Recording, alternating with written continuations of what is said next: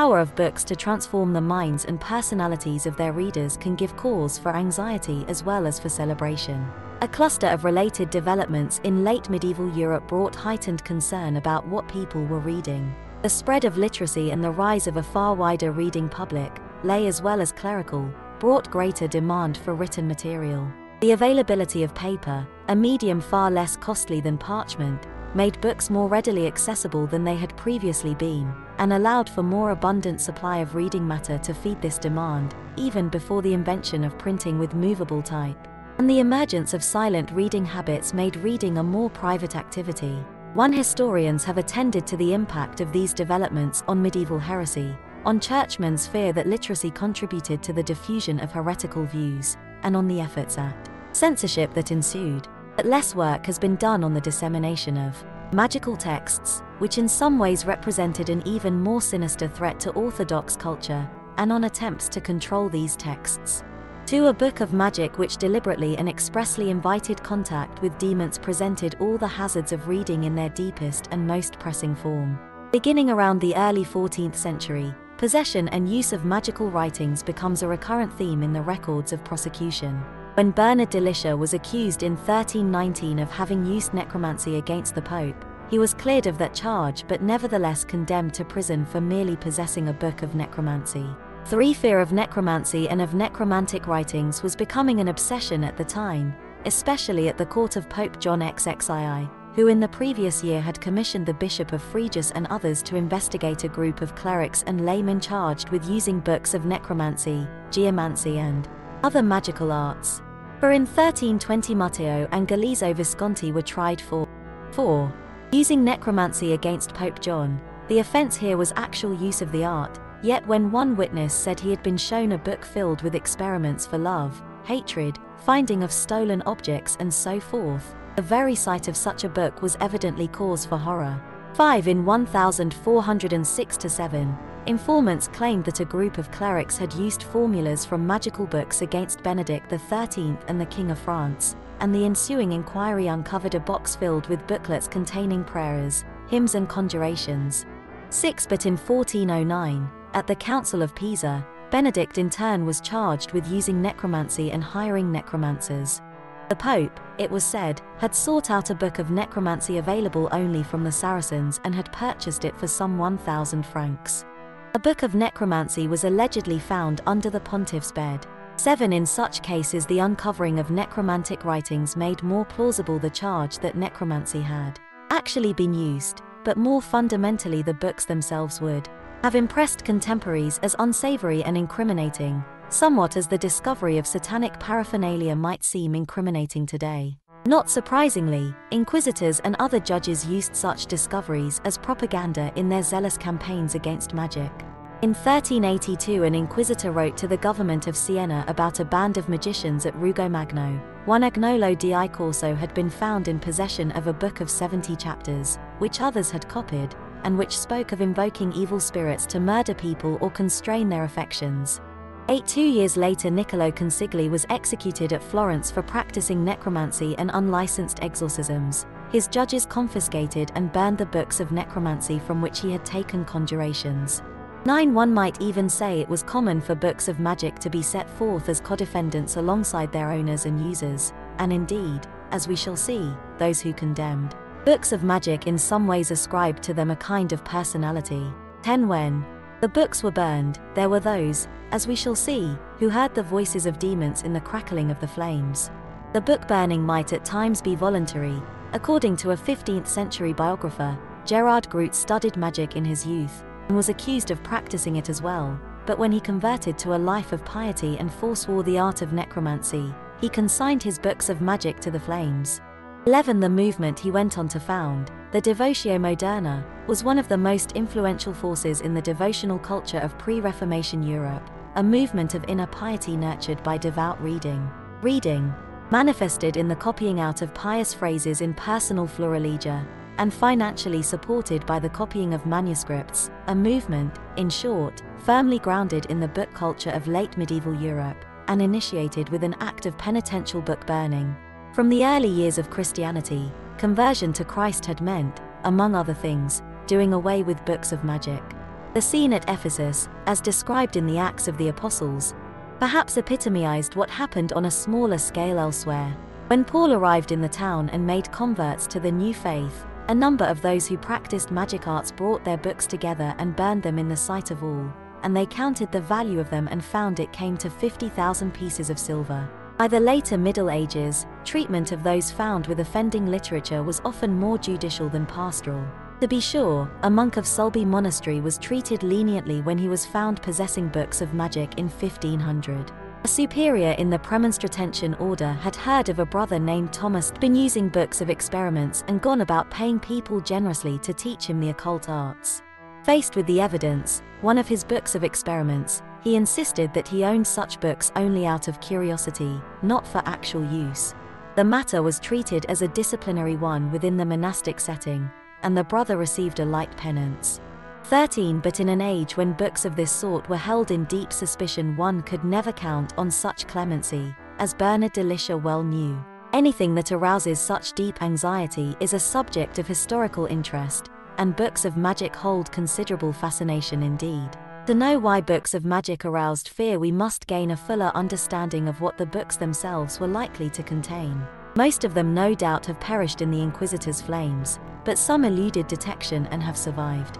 The focus of following chapters in this study is arguably among the most interesting sources we have for the study of medieval magic, a 15th century handbook of explicitly demonic magic, or what contemporaries called necromancy. This compilation is contained in a manuscript in the Bavarian State Library in Munich.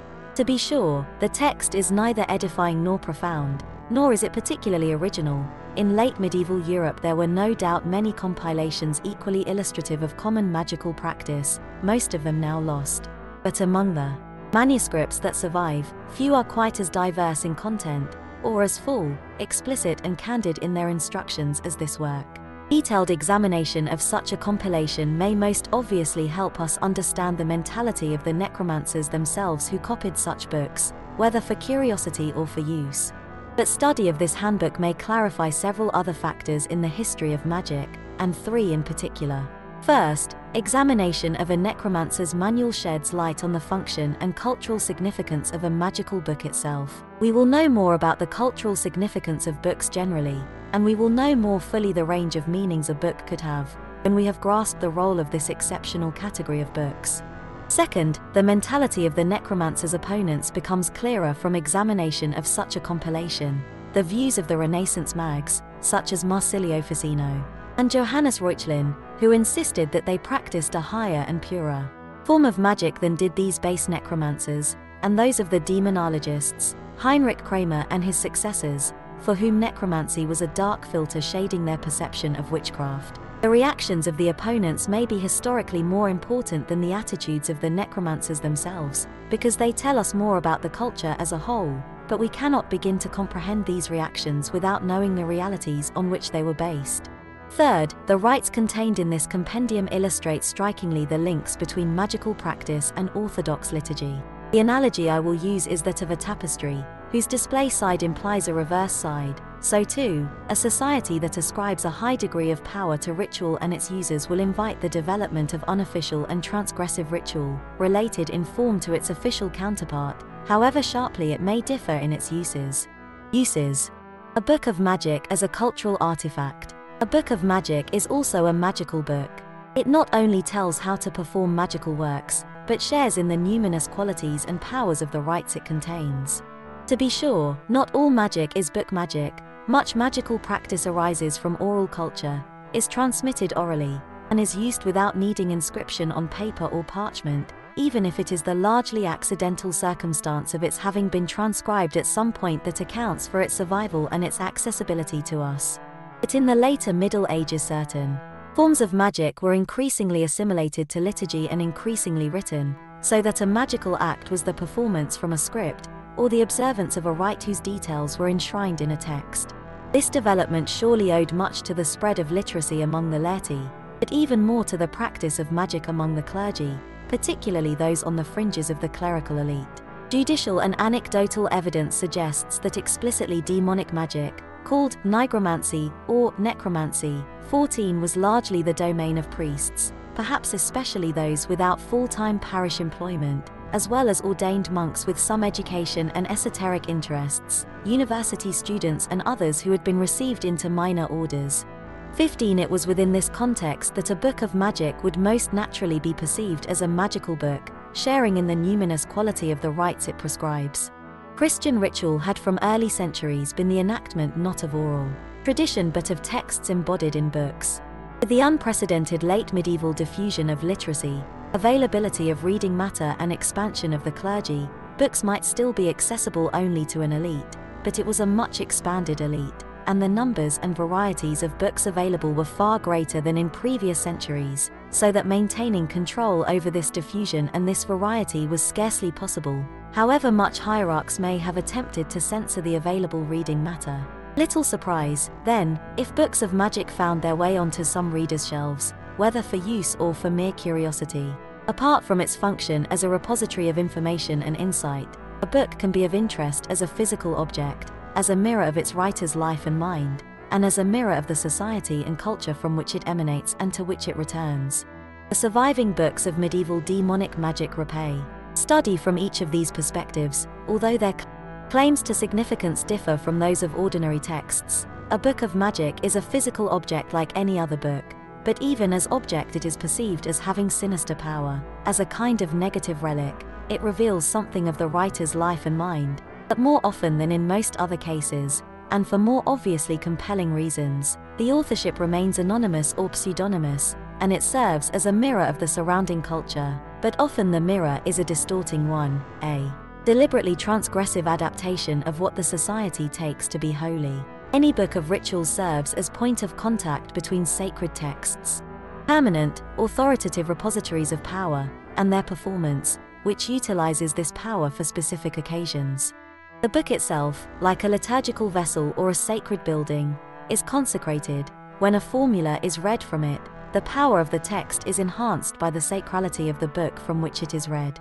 A book of magic may also be consecrated, to confirm the numinous power resident in the physical object. A book of magic is thus significant not only as a source for information about magical practice, generally more reliable than court records, denunciatory treatises and literary accounts, but also as itself a magical object, treasured and closely guarded by its possessors, and condemned to burning by judges in mimicry of the punishment that might await the magicians themselves. This perception of a book of magic as itself a magical object, and therefore as suspect, is seldom so dramatically manifested as in the canonization proceedings for Archbishop Antoninus of Florence, the man from whom, incidentally, the Malleus Maleficarum derived most of its misogynist tropes. 16. One witness to the sanctity of the archbishop told how the saint had gone one day to a barber surgeon of Florence named Master Peter to have his hair cut. During the process, the prelate began to wonder how a man who read no Latin was able not only to cut hair but also to cure the sick people who came to him. He learned that the barber had obtained a book of surgery from a Cistercian and had learned from it the art of healing. Antoninus asked Peter to bring forth this book and show it to him. The man readily complied. The archbishop recognized that the book was full of incantations and formulas and signs belonging to the wicked magical arts. So one day he went to San Marco for lunch, and when certain members of the city's nobility were with him in the cloister after the meal, he had fire brought in an earthen vessel, and he set fire to the book. Immediately the air was so darkened that the citizens were afraid, and clung to the archbishop. He comforted them, saying that when the book was fully burned this darkening and clouding of the air would cease, as indeed happened. Then, calling these citizens and Master Peter about him, he explained that the book contained incantations, and that at some point a mass had been celebrated over it for conjuring and summoning demons, so that wherever the book was, a multitude of demons resided there. The burning thus served as an exorcism. The very pages seemed quite literally infected by demons, who needed to be banished. Once this was accomplished, Antoninus admonished Peter to find some other means for healing the sick. The man obeyed this admonition, and the canonization proceedings assure us that God did not allow his family to go lacking. The notion that demons could infest a book appears elsewhere. Michael Scott told of a magical book inhabited by spirits who call out when the book is opened, "What do you want? What do you seek? What do you order? Say what you want and it shall be done forthwith." 17. The theme admits at least two interpretations. One might see it as a way of symbolizing the ubiquity of malign spirits, their eagerness to seize any opportunity for mischief, and their dense concentration in those places and objects seen as special occasions of sin. Beyond this, it can express obsessive anxiety about the book itself as an object invested with a kind of negative sacrality, something taboo, a source of spiritual and psychological contagion.